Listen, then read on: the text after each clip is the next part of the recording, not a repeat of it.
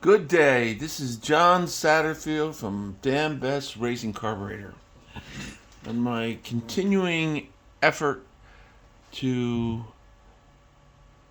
make people more current on the idle transfer slot. I've had a lot of time recently to re-explain people who've been carrying forward from the Holly original design, which is now 75 years old, to what we're doing today, and hopefully be able to explain, because I've been through the explanation via FaceTime, telephone, multiple videos, and each time I explain it, I actually get better at explaining it. So I wanted to do another video on it and try to, hopefully I can continue to improve. When Holly carburetor first came out, the intake manifold vacuum that most of the engines had would run between 12 and 14 inches of mercury, which is pretty substantial amount of vacuum. They may have tried to race the cars a little bit, but most of the drive around vehicles had substantial manifold vacuum, and the fuel that they ran at that point was a lot more volatile. It had things like vapor lock and other things because the fuel distilled so easily on its own. And even though our small 4150 base plates are much similar to the early Holly, which I don't have any in inventory, or I would pull one out, they would have below butterfly the idle, which is here, and then above the butterfly opening the transfer slot would be here. So our small 4150s are similar, although we've widened the slot and shortened the slot. And the reason why we shorten the slot and widen it is because the normal lower intake manifold vacuum, which now at idle in many of these engines may be between 3 and 5 inches at idle, because of the and we're talking the small inch, moderately horsepower engines at that point. I want to try to be accurate in the language as well. As the engine actually goes up, and they have headers on it, and they get more inertia charge in the headers, you actually increase the manifold vacuum as the engine RPM goes up for a little bit. It might get up to 5 or 7 instead of 3 to 5. It might be 5 to 7. So we've had to shorten the transfer slot, so it's a little harder for the butterfly to engage the transfer slot, because they need to reduce the resistance when the butterfly opens. Now, part of the problem with that is the amount of air it needs to idle is being controlled by the butterfly diameter. So even though the same system is being used to make an engine that only is capable of 300 to 500 horsepower, is now has been graduated to work on the same system that might need to make, let me move this over here, 1,300 horsepower. Let me turn this around a little bit. And we have the idle below butterfly, and then above the butterfly we have the transfer slot in there, as you can see. Well, the butterfly diameter is hugely larger now, so the range that each of these items has to work has been truly extended significantly. Same basic system, but now the range between the idling vacuum and the peak performance that the engine needs to make on the dyno and the racetrack is by necessity cause the butterfly diameter and the venturi and the upstream system to be much larger to pass the amount of fuel.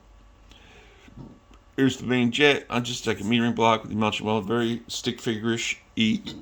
Excuse me. Now this system only needs to make 300, 400, 500 horsepower. It doesn't need to be very large. Here's the high speed or booster main well air bleed. This is the balance out between the amount of air that the booster's drawing and the main jet. Well, figure that this is going to have the system. It's got to be adjustable to go from anywhere from 250 horsepower to in a single carburetor to 1,300 horsepower, and maybe even including going from gasoline, E85, and methanol. So the amount of fuel that needs to pass through the system and have range and tunability is significant. So making the proper choices while you're tuning your engine is very important. And the one that struggles most is the idling system. Because the idling system is relegated to the amount of air that's going through the carburetor and the butterfly area. And it has to measure the meter the fuel, the air it doesn't necessarily see. During overlap, there's especially the more overlap, the more air is coming up the exhaust, and you're reducing the air that goes by the butterfly by the nature of the air coming up the exhaust that the engine has to idle on. So it has to contribute fuel to air that it doesn't naturally see. So as we've had to increase the butterfly diameter and the reduction in signal that comes from the butterfly through this would be the transfer slot, I'm recognizing it here, and this is the idle, but we also on many of the engines now have to put a tube, because if we can't create vacuum in the engine enough to draw fuel naturally, then we have to use airspeed over a pipette, which is what we do in most all the 4500 carbs now, because they've gotten ridiculously low on intake manifold vacuum. So in order to get it to draw idle fuel, we've had to increase its ability to create its own signal by extending a brass tube into the butterfly area, so the air going by it will create enough vacuum to draw the fuel from the system, not the vacuum created by the engine. And the other thing that has to be remembered is when you get to a bigger diameter, let's see, let me bring this back over.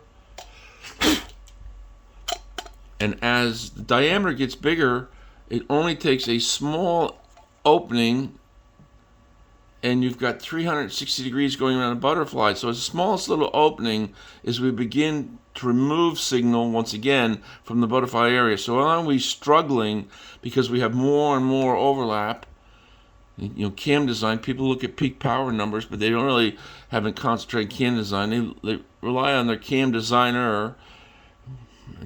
Everybody gets busy, but they really are building engines that are dyno engines and less that are truly race engines. And I go through that all the time.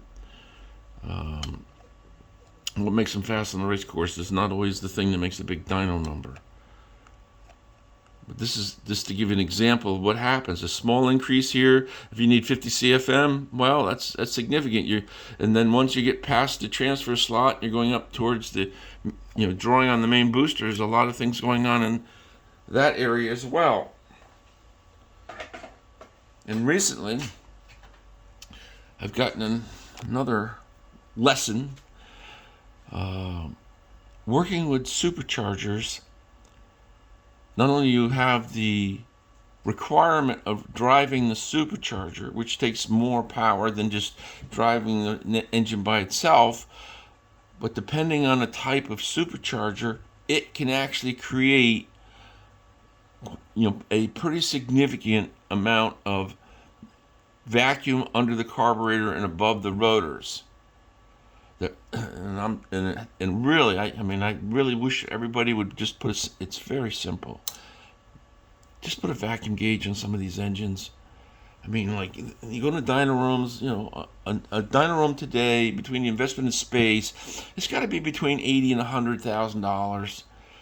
these race engines have got to go anywhere from 20 or 30,000 on the low side, 100, 200, 300, 400,000, depending on. Why is it so difficult to put a vacuum gauge on these things to give you a real indication of what the idling circuit? Everybody wants to complain about the idling circuit, but not one person is willing to put a simple vacuum gauge on it. That is just amazing to me. Because the amount of vacuum it creates will tell you how much draw is on the system. The greater, then I put in one video, one of the other things, a lot of these engines had such slow manifold vacuum, so I did a low manifold vacuum test on the idle. And I, learned again, at some point when the butterfly is opening, the main booster begins to draw. In a conventional idle circuit where the idle fuel delivery comes from the bottom of the main well, that's where it comes from. A traditional idle circuit. This is where the idle air bleed is for this explanation.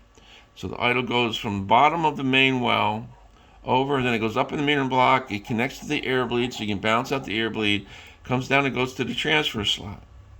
In the side of the metering block, even though I got this as a vertical picture here, is the curb idle screw. That accesses via needle and seat, which means you can close it off. It's not to be said. It's been more than 50 years since the old theories of 1.5 turns out that it just doesn't apply anymore. Emotional. I wish people realized. On my side, it's almost weekly I go through this. So you figure I've been going through this for 50 years, many times a week. The same explanation. It really is unbelievable that people are reaching that far back and can't conceive that a needle and seat and a curb idle can close the fuel off. They would rather just make it 1.5 turns, which is very difficult because then new stuff we use, because once again, these engines may feed 12 or 1300 horsepower, and it may have varying fuels. We've had to upsize the needle and seat in order to make it do all the things. So taking a needle and seat where you used to have the whole size in here be 52,000s and now it's 80 and telling me that you could, it's exhaustingly frustrating to go through this constantly. It's a needle and seat.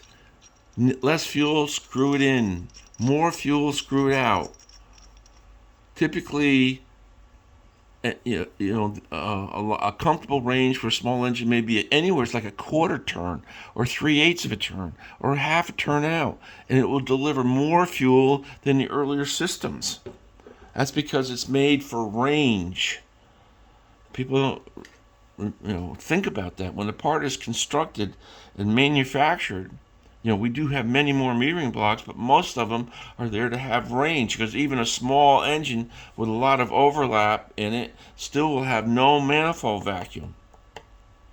So it needs to have less resistance in the idling circuit.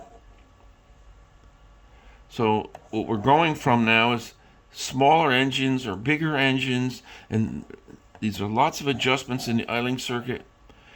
Now, when we go back to the point that I was making before, if it has low manifold vacuum and we're using the traditional idle fuel delivery at the bottom of the main well, the butterfly opens enough because there's so little vacuum here that you're fighting the draw from the exhaust side. When the piston's going down and on intake stroke, the exhaust valve is still open, it's much easier for it to draw on the exhaust side. So the balance of pressure between the exhaust and the intake is biased, biased to the exhaust. So you have to open the butterfly more in order to begin to bias the intake side. And that's all because it has too much overlap in it. So when you do that and begin to get more air coming down the venturi, at some point that goes by the booster and begins to draw on the booster. When it begins to draw on the booster, now the tug of war between drawing fuel, when it has low idle vacuum, draw fuel from the main well, and the booster drawing fuel from the main well, now that's a tug of war in the lower transitional. because the butterfly is coming up. It's also adding some additional signal over the transfer slot and the idle against the draw from the booster. So there's a tug of war going in the main well. Which one's going to win? Well, at some point nobody's winning, and it's equal draw. Well, that causes a hesitation. So when we find that it's in the low transitional in that situation, I had a lot of guys call me and they just tell me, "Oh, geez, the dyno's great. And I'm trying to drive it around. This is a drag cars, and usually they make 11 or 1200 horsepower."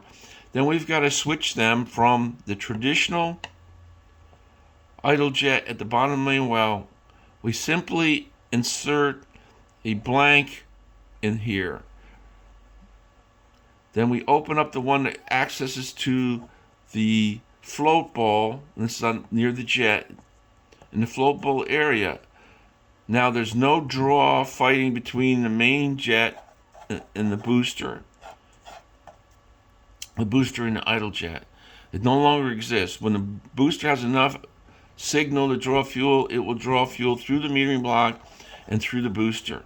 And it's not fighting for the fuel going down.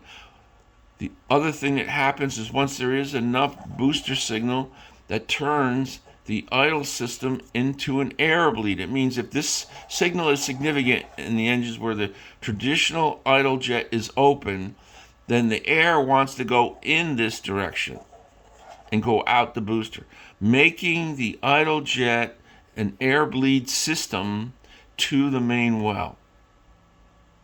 So it makes the response, the throttle response is less, because now if you think about normal throttle response and you're going through the transition of opening the butterfly and the fuel has to change direction from idle feed and transfer lead to the main booster, it's got to change direction, and then it's got to then it adds to the air bleed system. So there's a tremendous lag in that transition. So the bigger the butterfly, the greater the lag.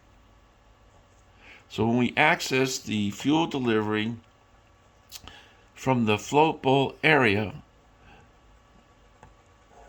and we insert a plug here, now at least the minimum is the main booster system is not fighting the idle transfer system for fuel delivery. So when the butterfly is mostly closed or closed, you have idle fuel coming from the idle jet or idle tube being controlled, simply controlled here.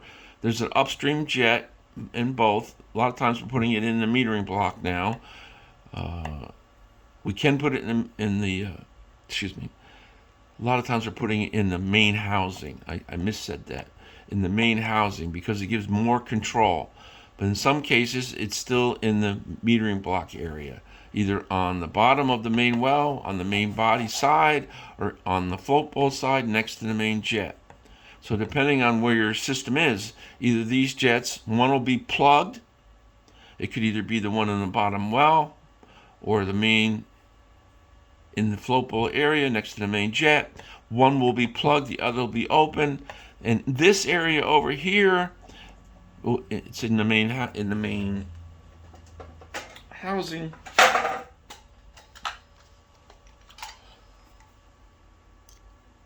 And I've showed many videos where this is on. I'm just adding it again. I can't tell you how many videos I've had, or explanations, or pictures of where the new jets are in the main body that control directly. The jet would be just before the curb idle screw, it'd be right in this position. If you looked at the metering block as a whole, it would go through the adjustment, and then in the metering block, it would be in the main body. There'll be a jet for it, so it can be more control. Same thing with the transfer slot in the main body. There'll be another one there for control. So each of the fuel going through, because when you're having this problem with lower and more signal, you need more accurate control. So the closer it is to the distribution point, the more accurate the control is. So over 70 years, things have had to change, to keep up and develop the range. And then it needs to have the ability to change on site. The infinite amount of vacuum created by camshafts or header size or displacement is just infinite. I mean, I have a lot of records and we can get it pretty close, but I can never tell, when someone's transitional is all perfect. But with having these systems, whether screw this in or out for more fuel, a jet to make it more refined, both in the transfer slot. If we leave open the jet for the float bowl fuel delivery, that means it's coming free flowing through the float bowl, then it goes up through the metering block, down through the metering block again, over to the main housing where now it's split because it goes through the transfer slot first. Then there's a jet in the main housing right here. Then it goes off to the transfer slot and does this job, which that's need to change because now we have, many size carburetors, almost infinite size carburetors, infinite size, whether it be 2 barrels or 4 barrels, with the splits or 2 barrels with the center on the Venturis can be up to 4.9 inches apart. So there's just an infinite amount. And then they need the throttle response. A lot of the big splits are used in top sportsmen. So they go up to the starting line and basically want to stab the starter of the throttle and go from idle to converter instantaneously. So all of this has to be able to react very quickly, which it doesn't necessarily have to do on the dyno. So all of these adjustments are to make the conversion from a dyno response system to an on-track response system. This no longer is used by some defined number of turns as it was 50 and 70 years ago. It is only a needle and seat fuel delivery system, so you screw it in and close the fuel off or open it up to the fuel demand. If you find you ultimately get up to something like 2 turns, then I would go in and reduce the jet size. Or in the transfer slot area, you simply, if by that point you have enough airspeed to draw more or less fuel from the transfer slot area, which this continues to be changed for the same reason, the idling system, because the butterflies are going up higher. Pretty soon the vertical transfer slot, which it has been changed in some carburetors, is going to be horizontal, because we need to increase the signal from the transfer slot. You can't increase it by making it taller. Either the butterfly will drift away, or if it gets too low, it intersects it too early. So the only way to increase signal at the transfer slot is to make it horizontal. And that's what we have done in all of the new splits, and is being done in the larger diameter 4500s, and as the inventory deletes, we'll be moving all, and even the smaller carbs, to a horizontal transfer slot. And that's to increase the signal. So if you have a wider transfer slot, as the butterfly comes over, it has a wider area and draws more signal. And that's to make up for the lack of signal in the transfer slot, or the response time. You need more response time. In order to stab the throttle, it needs to respond quicker. So going back to the supercharger engine, who would have thought, have a good engine, a big engine that they didn't have a vacuum gauge on it, but my guess is it's probably 13 to 15 inches of mercury, because the air bleeds were completely removed for the idle, which means there's free flow air, and we put a jet back in the bottom of the metering block and used a fairly small jet to give it the greatest amount of resistance. Why? Because the manifold vacuum created by the supercharged systems required the reduction. So we went from the float bowl fuel delivery back to the bottom of the main well, removed the air bleed from the idle system, which means had free flow air to begin to neutralize some of the tremendous signal that was created by the twin screw, and a restrictor put in the bottom of the metering block. The great thing about that is there was enough adjustability to draw that back. If this was a methanol 1100 horsepower single 4-barrel drag racing that somebody was going to go up on a starting line with a fairly tight converter, say 45 or 500, not that I would recommend it, and stab this throttle to get it in there, then we go completely the other direction. We plug the bottom main well, because now at the open throttle, it's going to be having signal past the booster, which is going to reduce the idle transfer slot. And the methanol, or E85, is going to want a greater amount of fuel. So we're going to go into the other adjustment. We're going to go strictly from the main well, so we don't have booster signal fighting idle fuel through this part, and we're going to directly control, going to reduce the air bleed to the idling system because we're looking to increase response time. And we're going to need to do anything we can to increase the signal because of the camshaft styles it takes to make 1100 horsepower or 1000 horsepower.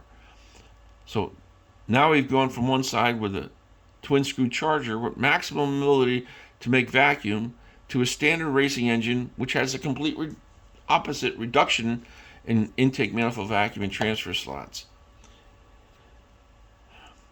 I have thousands of build sheets now, and the trajectory, and truly, when I was doing carburetors for race engine only carburetors, racing only carburetor building, no dyno building. So we're going from race only engine building to dyno only engine building. When they went to that, the complete carburetor setup was flipped. I really would like people to, email me any questions. Send the emails to info1@danbest.com. I'm going to put this on YouTube, but typically it's going to go on Facebook as well. I spend my time responding. The email and text responses to YouTube doesn't get to me sometimes for years. I don't know their system. I can only tell you I don't get to see it. Sometimes they get lost out there. But if you're in Facebook and you have questions from this, simply put them in Facebook because it'll bring that post back to the top. It'll bring the questions to me regularly, and they can be further explained, or I can lead you to other videos. But this, I keep struggling to be able to have a video or explanation that makes it simple for the consumer.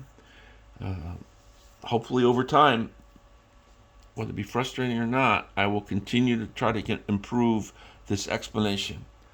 So once again, I hope you're having a great day. Sorry the frustration comes through, but you may have something in your thing that you really explain,